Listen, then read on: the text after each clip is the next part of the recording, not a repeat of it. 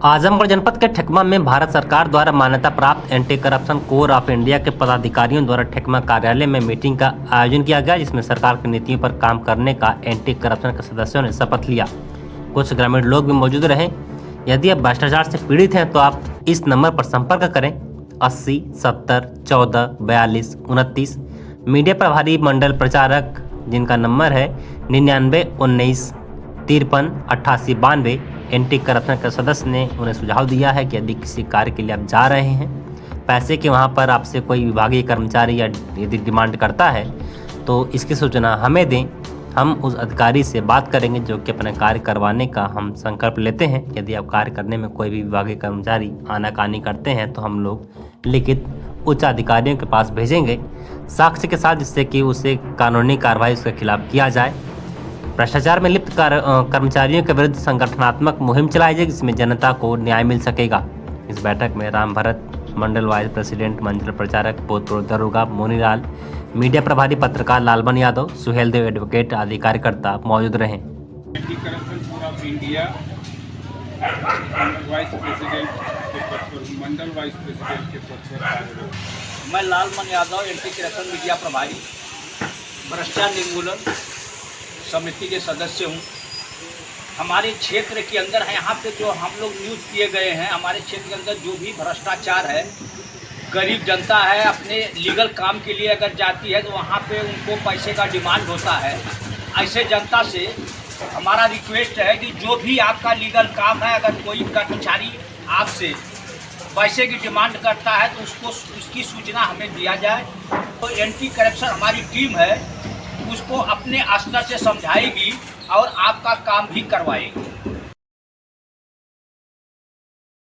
व्यक्ति ने पुलिस प्रशासन द्वारा एक पक्षीय कार्रवाई करने, आवश्यकता से अधिक बल का प्रयोग करने और बिना किसी कारण एक बुजुर्ग व्यक्ति को प्रताड़ित करने और उसे मारने पीटने के संदर्भ में एक लिखित ज्ञापन दिया है।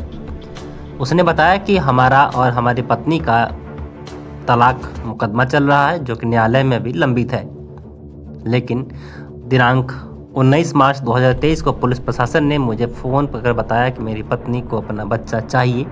बच्चे की उम्र महज अभी 5 वर्ष है। मैं किसी कार्यवश बाहर गया हुआ था, मौके पर नहीं था और आने की बात कही, परंतु प्रशासन ने मेरी बात नहीं सुनी और जबरन ताला तोड़कर अनधिकृत रूप से प्रवेश किया और मेरे बच्चे को एक पक्षीय कार्रवाई करते हुए आवश्यकता से अधिक लाभ देकर उसे जबरन उसे सौंप दिया गया। पंकज कुमार उपाध्याय मेरा नाम है। मैं इसी मकान का निवासी हूँ। मैं गोरखपुर में जॉब करता हूँ। मेरी पहली पत्नी के एक्सपायर करने के बाद मेरी दूसरी शादी हुई थी। वो शादी धोखे से की गई थी। बाद में जब पता चला कि उसमें धोखा हुआ, छल कपट किया गया, तो उस शादी को मैंने एक्सेप्ट करने से मना कर दिया और उनकी बेटी को उनके घर भेज दिया। ठीक है। उसके बाद कुछ समय बाद पता चलता है कि उनका एक बच्चा हुआ। उस बच्चे को बोला जाता है मेरा बच्चा है।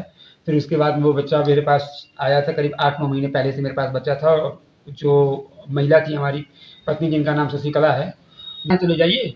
इस बात को पुलिस ने सुना नहीं और लोगों ने नहीं सुना। जबरन ऊपर से घुसा करके पुलिस ने अंदर घुस के ताला तोड़ का, तो तब तक आगे आदमी आवाज दिया लोगों ने।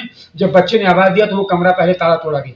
तो वो ताला तोड़ करके जब बच्चा उनका बाहर निकल आया तो उसके बाद इस कमरे का ताला तोड़ने का कोई मतलब नहीं था और पुलिस द्वारा सीडीआर का पूरा उपकरण जो भी कुछ भी था, रिकॉर्डिंग था, उसको उखाड़ लिया गया। इस बात की जानकारी रात को 12 बजे में मुझे हुई।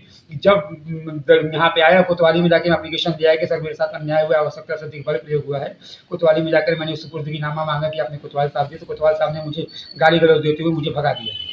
फिर मैं कप्तान साहब के पास गया और कप्तान साहब को अनुरोध किया कि सर न्यायालय कोतवाली में मुझे न्याय मिला नहीं मिला और मुझे साथ दुर्व्यवहार किया गया है, कृपया इस मौके में जांच कराएं कि इस तरह से सीसीटीवी कैमरे के उपकरण क्यों उखाड़े गए। तो मुझे उन्होंने आश्वासन दिया कि हम इसकी जांच कराते हैं।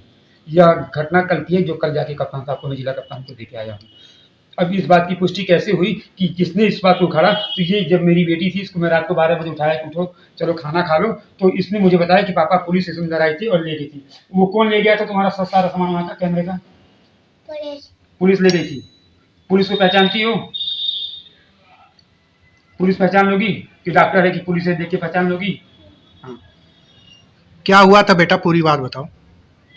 पुलिस तोड़े लगा था, शायद पुलिस अंदर आई, तोड़ तार हुई पहले, फिर वो कैमरे का लेकर चले।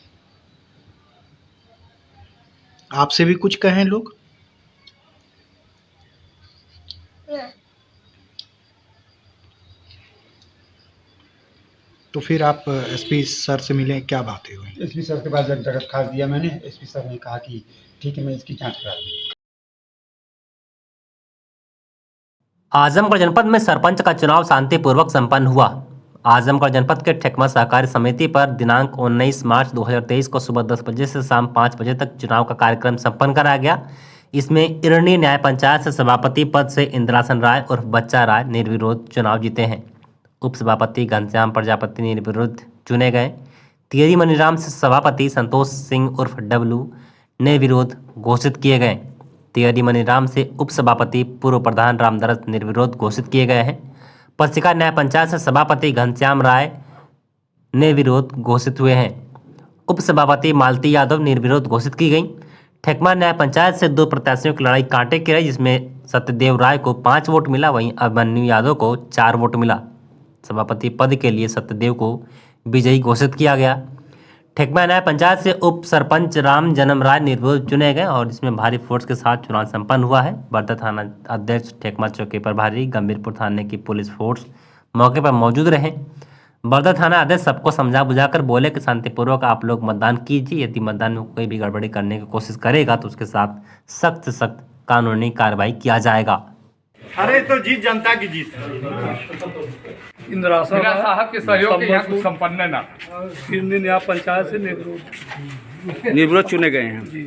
कौन सा पद है आपको बताइए? सभापति। तो सभापति में आप कैसा कार्य करेंगे बताइए? भाई हमारी तो सोसाइटी एकदम मुर्दा हो चुकी है, हम प्रयास करेंगे कि थोड़ा उठे जो है जिंदा हो। आजमगढ़ जनपद के ठेकमा ब्लॉक अंतर्गत ग्राम बेला खास आजमगढ़ जौनपुर मुख्य मार्ग से ज्वाइंट लिंक मार्ग पर खुली नाली से ग्रामीण परेशान हैं। ग्रामीणों का कहना है कि नाली खुली रहने से हम इसमें कचरा जमा होने से मच्छरों का प्रकोप काफ़ी बढ़ गया है। आए दिन हम लोगों के छोटे छोटे बच्चे मलेरिया बीमारी से ग्रसित होते रहते हैं और कभी काल को महीने में एक बार नाले की सफाई होती है। विभागीय कर्मचारियों की लापरवाही की वजह से ग्रामीण परेशान है। सरकार की मंशा है कि हर गाँव में उसके अंदर विकास हो। सरकार विकास के लिए पानी की तरह तरह ग्राम सभा में पैसा बहा रही है, फिर भी विभागीय कर्मचारी लापरवाही से बाज नहीं आ रहे। सवाल तो यह बनता है कि ग्राम सभा के लिए प्रधान प्रतिनिधि चुने जाते हैं और उनको इस पर विशेष रूप से ध्यान देने की जरूरत है। ग्राम सभा की रीढ़ की हड्डी ग्राम प्रधान होते हैं। प्रधान की जिम्मेदारियां होती हैं कि जो भी हमारे ग्राम सभा में सरकार द्वारा चलाई गई योजनाएं होती हैं उसको जनता तक पहुंचाई जाए। कुछ लोगों का कहना है कि मच्छर इतना काफ़ी हो गया है कि कभी दवा का छिड़काव हुआ ही नहीं। नाले के अगल बगल पूरा झाड़ उगा हुआ है, जिससे रोड के लगभग 10 विद्यालय के बच्चे जो पैदल जाते हैं हरदम हादसे की संभावना बनी रहती है। विभागीय कर्मचारियों को इस पर विशेष रूप से ध्यान देने की आवश्यकता है, जिससे समस्या का समाधान निकाला जाए। आजमगढ़ जनपद का ठेकमा बाजार सिद्धिविनायक हाल में माइक्रो फाइनेंस क्रेडिट सोसाइटी का मीटिंग हुआ। इस मीटिंग में कैशपार माइक्रो क्रेडिट संस्था द्वारा अपने सदस्यों को वित्तीय जागरूकता तथा उनके हितों, ब्याज दर पर लगने वाला पूरा खर्चा, आचार संहिता, शिकायत निवारण प्रक्रिया को ध्यान में रखते हुए RBI द्वारा जारी नए दिशा निर्देश के बारे में जानकारी दिया गया। जानकारी देने के लिए कार्यशाला का आयोजन किया गया है, जिसमें कैशपार हमेशा से ही गरीबी रेखा से नीचे जीवन यापन करने वाले सभी सदस्यों को वित्तीय सहायता के साथ साथ स्वास्थ्य एवं शिक्षा निःशुल्क की सुविधाएं भी प्रदान करती है, जिसमें सदस्यों की आर्थिक स्थिति को सुधारने के साथ साथ वह अपने परिवार की बीमारी और बच्चों की शिक्षा पर ध्यान दे सके और अपने जीवन स्तर को ऊपर उठा सके। कैशपार प्रतिवर्ष ऐसे कार्यशाला का आयोजन करता है। इसमें आयोजन के मुख्य अतिथि के रूप में ADO cooperative society Saurabh, head officer trainer Ajay Singh, ZRO अफसर अली, लाल बिहारी, राम कुमार, सत्ता सिंह उर्फ उषा सिंह, राजकुमार शर्मा, अंजलि कुमार, ज्ञानेंद्र सिंह आदि लोग मौजूद रहे।